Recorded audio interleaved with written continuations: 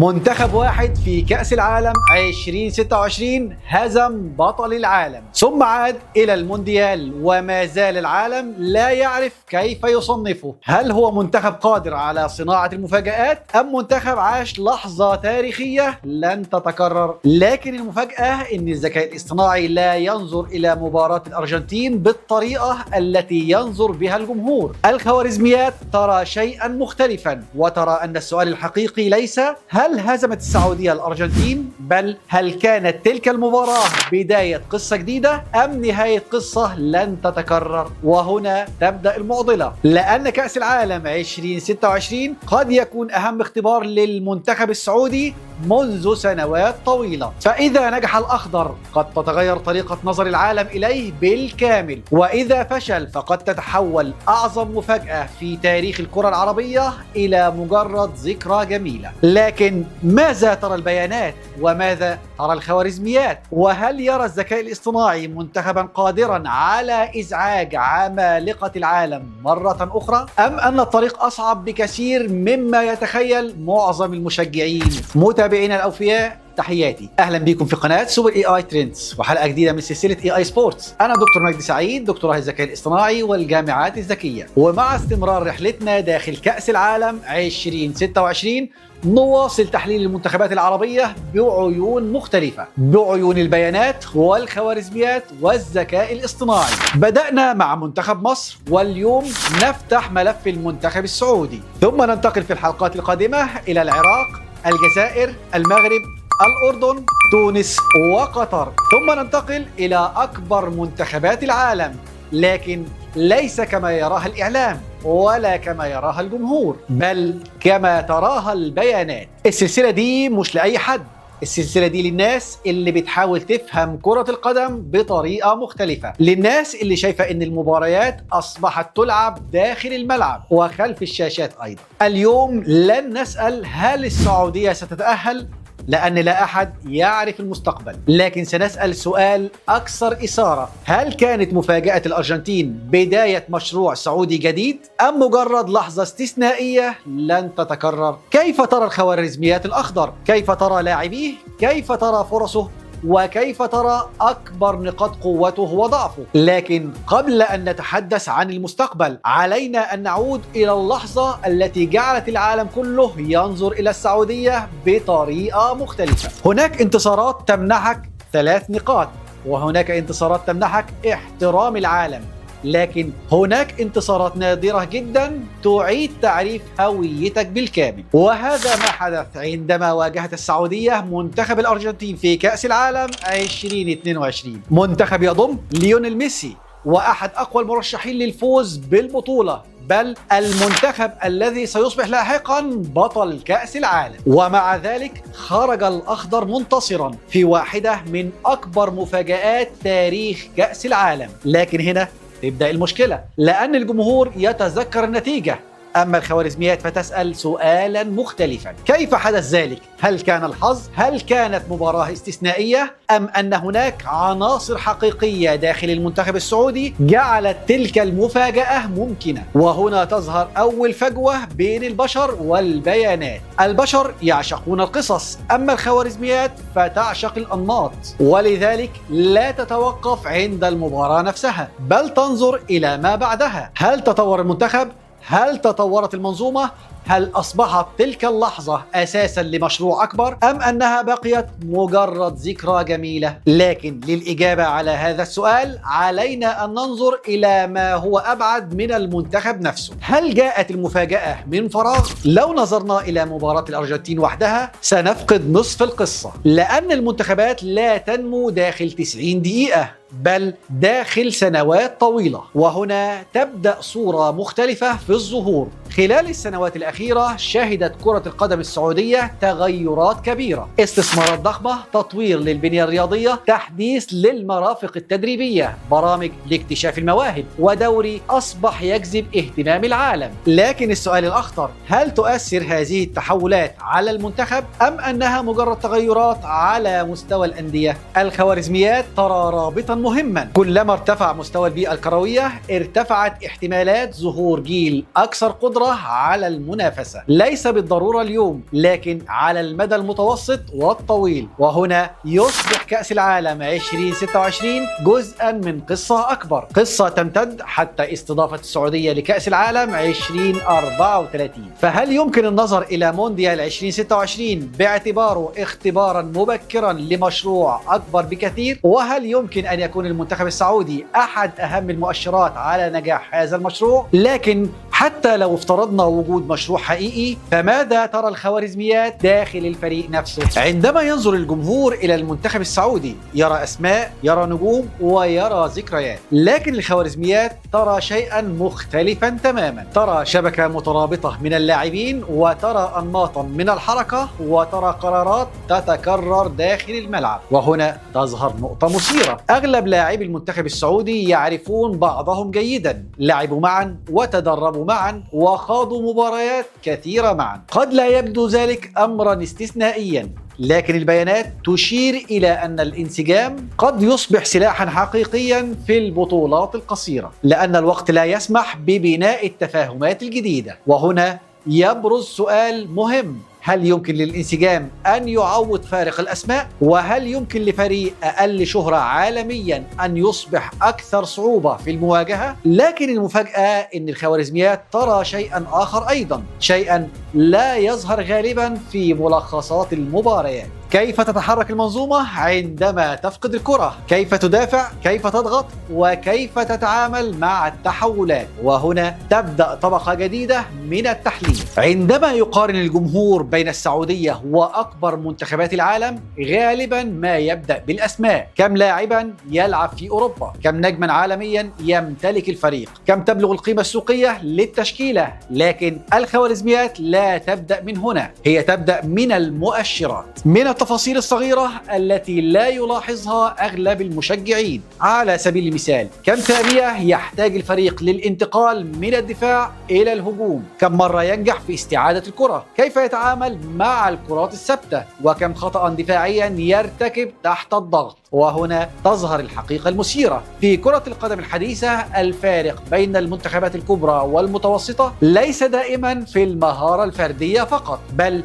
في القدرة على الحفاظ على التركيز طوال 90 دقيقة. المنتخبات الكبرى تعاقب على أصغر الأخطاء، ولهذا ترى الخوارزميات أن السعودية لا تحتاج إلى أن تصبح نسخة من أسبانيا أو البرازيل، بل تحتاج إلى تقليل الأخطاء الحرجة، لأن بطولة كأس العالم لا تكافئ الفريق المثالي، بل تكافئ الفريق الأقل ارتكابا للأخطاء في اللحظات الحاسمة. لكن إذا كانت المنظومة مهمة إلى هذا الحد، فمن هو اللاعب الذي قد يمثل نقطة التوازن داخل هذه المنظومة؟ عندما يذكر المنتخب السعودي يظهر اسم سالم الدوسري تلقائيا، ليس فقط لأنه أحد أبرز نجوم الفريق، بل لأنه أصبح رمزا لواحدة من أهم اللحظات في تاريخ الكرة السعودية. لكن السؤال الحقيقي: هل ما زال سالم الدوسري هو مفتاح الحلم السعودي، أم أن الجماهير أصبحت تنظر إليه من خلال ذكريات الماضي أكثر من معطيات الحاضر؟ الخوارزميات لا تتعامل مع الرموز ولا مع المشاعر، هي تتعامل مع التأثير وتتعامل مع القيمة الحقيقية داخل الملعب. وعندما تنظر إلى سالم لا ترى مجرد لاعب هجومي، بل ترى لاعبا قادرا على تغيير إيقاع المباراة، قادر على كسر التنظيم الدفاعي، وقادر على صناعة الفارق في لحظة واحدة. لكن المفاجأة أن البيانات لا تبحث فقط عن اللاعب الذي يصنع الأهداف، بل تبحث عن اللاعب الذي يجعل الآخرين أفضل. وهنا تظهر أهمية سالم داخل المنظومة، ليس فقط بما يفعله بالكرة، بل بما يفرضه على المنافس. لكن هل يستطيع لاعب واحد حمل طموحات أمة كاملة؟ هل يستطيع لاعب واحد صناعة التأهل؟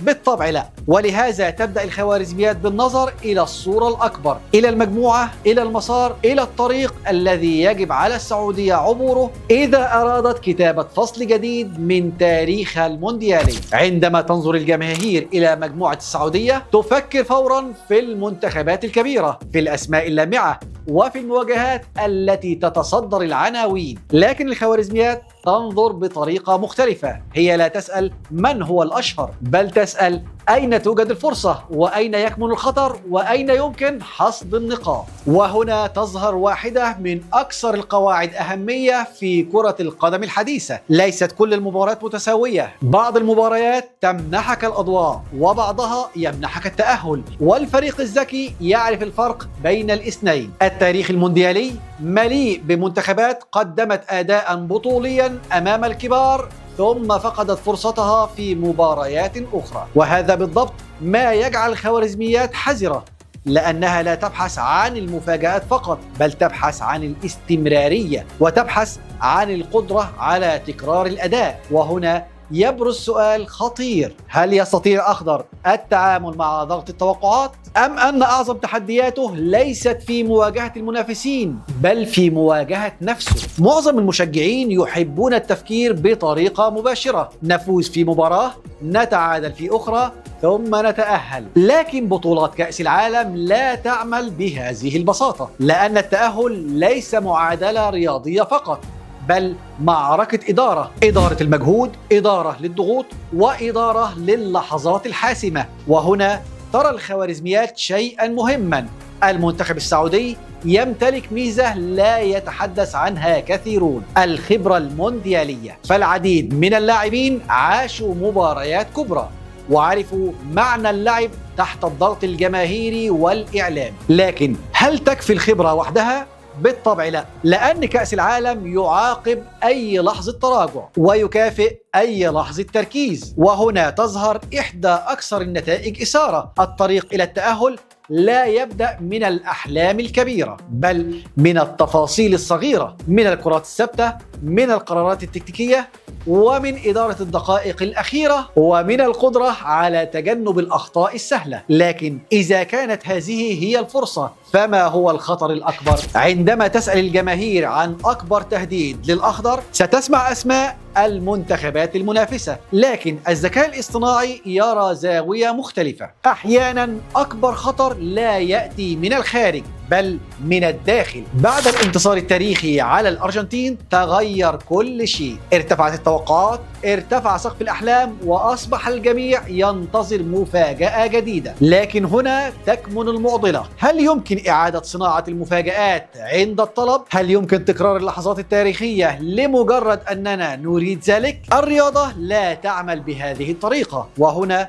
يظهر الضغط النفسي: الخوف من الفشل، الخوف من المقارنة، الخوف من عدم الوصول إلى مستوى الذكريات. وهذا النوع من الضغوط لا يظهر في الإحصائيات ولا يظهر في جداول النتائج، لكنه يظهر داخل المباريات، داخل القرارات، وداخل اللحظات التي تصنع الفارق. لكن إذا نجح المنتخب السعودي في تجاوز هذا التحدي، فكيف قد يبدو مستقبله في هذا المونديال؟ 3 سيناريوهات لمستقبل الأخضر. السيناريو الأول: سيناريو الحلم، بداية قوية، نتائج إيجابية، ارتفاع الثقة، ثم تتحول السعودية إلى واحدة من قصص البطولة، وتبدأ وسائل الإعلام العالمية في الحديث عن الأخضر من جديد. لكن هل يحدث ذلك فعلا؟ لا أحد يعرف.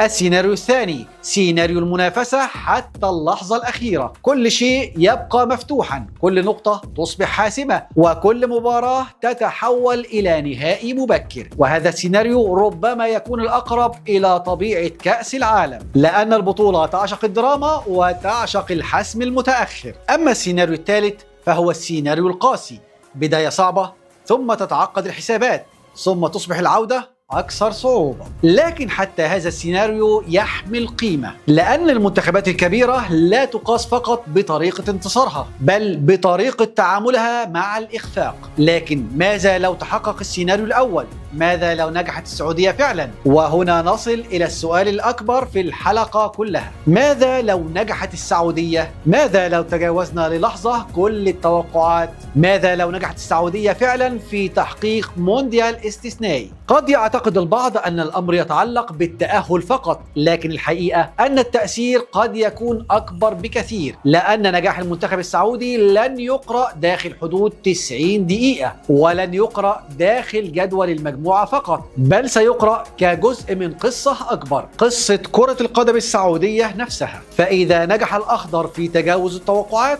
فإن الرسالة لن تصل إلى الجماهير السعودية فقط، بل ستصل إلى العالم كله. رسالة تقول أن الاستثمار في كرة القدم وفي المواهب وفي البنية الرياضية يمكن أن يتحول إلى نتائج حقيقية داخل أكبر مسرح كروي على الأرض. لكن التأثير لا يتوقف هنا، لأن نجاح السعودية سيؤثر أيضا على طريقة نظر العالم إلى الكرة العربية. كم مرة سمعنا أن المنتخبات العربية قادرة على المفاجآت فقط، وكم مرة قيل أن الإنجاز العربي مجرد استثناء. لكن ماذا لو بدأت هذه الاستثناءات تتحول إلى نمط؟ ماذا لو أصبحت المنتخبات العربية تدخل البطولات وهي لا تبحث فقط عن المشاركة بل عن المنافسة؟ وهنا تظهر طبقة أخرى أكثر إثارة، الكرة الآسيوية نفسها. لسنوات طويلة كانت القوى التقليدية معروفة، لكن نجاح سعودي جديد سيضيف فصلا جديدا إلى صورة القارة الآسيوية عالميا، وسيجعل كثيرين يعيدون النظر في موازين القوى القديمة. لكن المفاجأة الأكبر أن كل هذا قد يكون مجرد بداية، لأن هناك موعدا أكبر قد يلوح في الأفق، موعد اسمه 2034 كأس العالم الذي ستستضيفه السعودية. وهنا يصبح السؤال مختلف تماما، هل يمكن أن يكون مونديال 2026 مجرد محطة على طريق أطول؟ هل يمكن أن يكون اختبارا مبكرا لما تريد السعودية أن تصبح عليه كرويا خلال السنوات القادمة؟ وهل تنظر الخوارزميات إلى 2026 باعتباره هدفا أم باعتباره خطوة ضمن مشروع أكبر بكثير؟ وهنا ندرك أن القضية لم تعد هل تتأهل السعودية أم لا، بل ما هو المكان الذي تريد السعودية أن تصل إليه في خريطة كرة القدم العالمية. طوال هذه الحلقة كنا نتحدث عن المنتخب السعودي وعن اللاعبين وعن المباريات وعن فرص التأهل، لكن الحقيقة أن القصة لم تكن عن كرة القدم فقط، بل عن شيء أعمق بكثير، عن الفرق بين اللحظة والمشروع، بين المفاجأة والهوية. كم منتخبا صنع مفاجأة ثم اختفى، وكم منتخبا حول لحظة واحدة إلى بداية عصر جديد. الجمهور يتذكر مباراة الأرجنتين ويتذكر الأهداف ويتذكر الاحتفالات، لكن الخوارزميات لا تتذكر اللحظات. الخوارزميات تراقب المسارات وتراقب الاتجاهات وتسأل سؤالا مختلفا، هل يتحرك هذا المنتخب إلى الأمام أم يدور في نفس المكان؟ وهنا تصبح الصورة أكثر وضوحا. المنتخب السعودي لا يدخل كأس العالم 2026 وهو يحلم أحلام التأهل فقط، بل يحمل معه أسئلة أكبر، أسئلة عن المستقبل وعن الهوية وعن المكانة التي يريد أن يحتلها بين منتخبات العالم. وربما لهذا السبب تحديدا تبدو هذه النسخة من الأخضر مختلفة، ليس لأنها الأقوى بالضرورة، وليس لأنها المرشحة للفوز بالبطولة، بل لأنها تقف عند نقطة تحول مهمة، نقطة تفصل بين ما حدث وما يمكن أن يحدث. ولهذا يبقى السؤال مفتوحا حتى صافرة النهاية، هل كانت صدمة الأرجنتين مجرد ذكرى جميلة أم أنها كانت أول إشارة إلى مشروع لم نفهمه بالكامل بعد؟ الإجابة لن تكتبها الخوارزميات ولن تكتبها التوقعات، الإجابة ستكتب على أرض الملعب كما تكتب دائما أعظم قصص كأس العالم. دلوقتي جاء دوركم، قولوا لنا في التعليقات ما أكبر نقطة قوة يمتلكها المنتخب السعودي حاليا، هل هي الروح القتالية ولا الخبرة المونديالية ولا الانسجام بين اللاعبين ولا جودة الجيل الحالي؟ وكمان هل تعتقد أن الأخضر قادر على صناعة مفاجأة جديدة في كأس العالم 2026 أم أن مفاجأة الأرجنتين ستظل اللحظة الاستثنائية الأبرز؟ لكن رحلة المنتخبات العربية لم تنتهي بعد، لأن الحلقة القادمة هتكون عن واحد من أكثر المنتخبات العربية إثارة للفضول، المنتخب العراقي، منتخب يمتلك تاريخا كبيرا وجماهير لا تتوقف عن الحلم وأجيالا جديدة تحاول إعادة كتابة القصة. لكن ماذا ترى الخوارزميات عندما تنظر إلى أسود الرافدين؟ هل ترى مشروعا صاعدا أم ترى تحديات أكبر مما يعتقد الجمهور؟ وهل يستطيع العراق أن يصبح مفاجأة البطولة القادمة؟ هذا ما سنكتشفه في الحلقة القادمة. لو مهتم تعرف أكتر لايك سبسكرايب شير وفعل زر الجرس، سيب رأيك أو استفسارك في الكومنت وأكيد هنرد عليك. كل روابط الحلقة مستنياكم في اول كومنت او في البايو. ويلا بينا نكتشف ما الذي تراه الخوارزميات ولا يراه معظم المشجعين. وخليك سابق، خليك AI.